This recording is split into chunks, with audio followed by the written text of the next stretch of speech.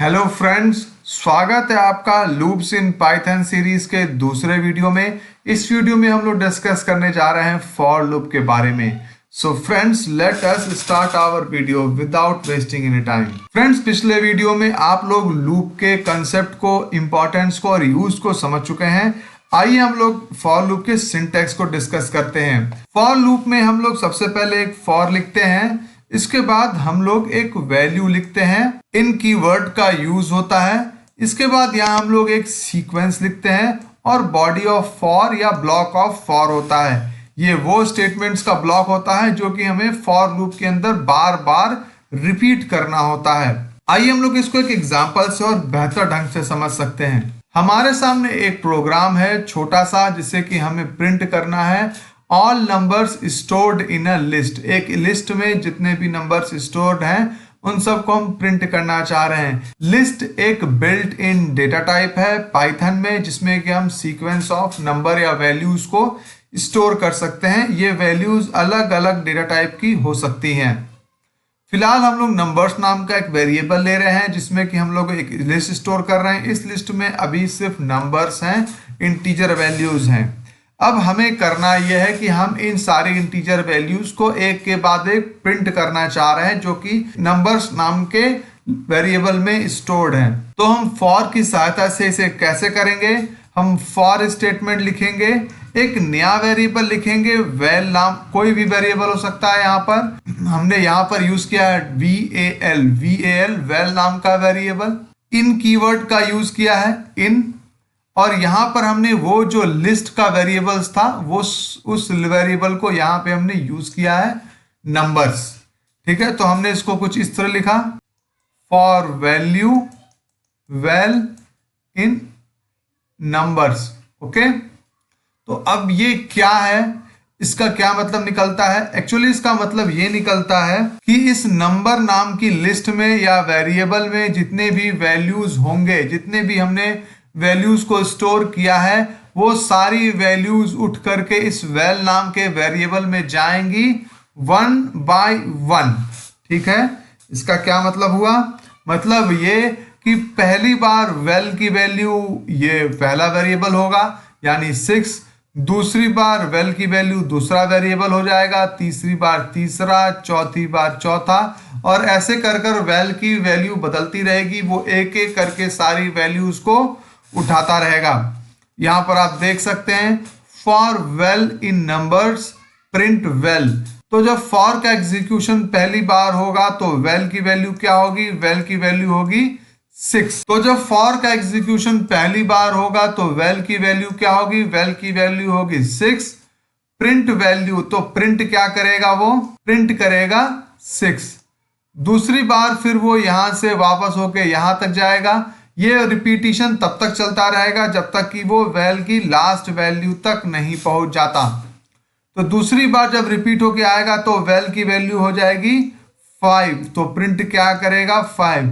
यानी इस लिस्ट में से एक एक वैल्यू उठकर वेल को अपना वैल्यू अलॉट कर देती है। उसका यूज होता है लूप में। उसके बाद फिर वेल नेक्स्ट वैल्यू को पिकअप कर लेता है। ये किस लिस्ट से करेगा? जो लिस्ट यहाँ पर बताई गई रहेगी, जो वेरिएबल बताया गया रहेगा, उसी लिस्ट से ये वैल्यू को उठाता है। ऐसा नहीं है कि हमें यहाँ पर वेरिएबल बताने की जरूरत है, हम डायरेक्टली उस लिस्ट को भी यहाँ लिख सकते हैं, जैसा कि इस एग्जाम्पल में दिखाया गया है। VAL same variable, for loop का हमने यूज किया, इन कीवर्ड लगाया, इन ये लिस्ट हमने पूरी लिख दी। अब यहां भी सेम इफेक्ट पैदा होगा। वेल नाम का जो वेरिएबल है वो पहले 6 वैल्यू को लेगा, फिर 5 वैल्यू को लेगा, फिर 3 वैल्यू को लेगा, फिर 8 वैल्यू को लेगा, और ऐसे करके आप चाहें तो इन वैल्यूज को प्रिंट करा सकते हैं। इस तरीके से फॉर लूप काम करता है। जब हम फॉर लूप को समझ रहे हैं तो हमें रेंज फंक्शन को भी समझना बहुत जरूरी है, क्योंकि रेंज फंक्शन की सहायता से हम इस तरीके का लिस्ट बड़ी आराम से जनरेट कर सकते हैं, बिना पूरी लिस्ट को लिखे हुए, सिर्फ एक फंक्शन का यूज करके। कैसे? आइए समझते हैं। जैसे कि हमें अगर 0 से लेकर के 9 तक का रेंज लिस्ट क्रिएट करना हो तो हम सिर्फ इस कमांड का यूज कर सकते हैं, रेंज 10। रेंज 10 अगर हम लिख देंगे तो वो 0 से लेकर 9 तक के लिस्ट क्रिएट कर देगा जिसमें कि 10 वैल्यूज होंगी। आप कोई भी रेंज क्रिएट कर सकते हैं, उसका फॉर्मेट है range start stop step size. Okay, start stop step size, इसको आइए समझते हैं। Range start stop step size. Start यानी कि वो वैल्यू जहां से कि हमें स्टार्ट करना है, स्टॉप यानी कि लास्ट वैल्यू, और स्टेप साइज यानी कि हम कितने स्टेप्स लेने चाहते हैं। फॉर एग्जाम्पल जब हम 0 से लेकर 1 2 3 4 इस तरह का एक सीक्वेंस जनरेट करना चाहते हैं, तो यहाँ पर स्टार्ट वैल्यू 0 है, स्टॉप वैल्यू 4 है, और हम जो स्टेप ले रहे हैं वो 1 1 का स्टेप ले रहे हैं क्योंकि 1 1 का इंक्रीमेंट हो रहा है। हम लोग चाहें तो 0 से लेकर 10 तक कर सकते हैं, 1 1 के इंक्रीमेंट पे 0 1 2 3 कर सकते हैं। हम लोग चाहें तो 0 से लेकर 10 तक का वैल्यू इंक्रीमेंट कर सकते हैं, लेकिन 2 2 के 2 4 6 8 ऐसी कंडीशन में स्टार्ट वैल्यू 0 है, स्टॉप वैल्यू 10 है, लेकिन स्टेप 2 हो जाता है। हम लोग स्टेप को नेगेटिव भी कर सकते हैं, जैसे कि अगर हमने स्टार्ट वैल्यू को 10 रख दिया और एंडिंग वैल्यू को 0 रख दिया, स्टॉप वैल्यू को 0 रख दिया और स्टेप लिख दिया हमने -1, ऐसी सिचुएशन में हमारा सीक्वेंस उल्टा क्रिएट हो गया।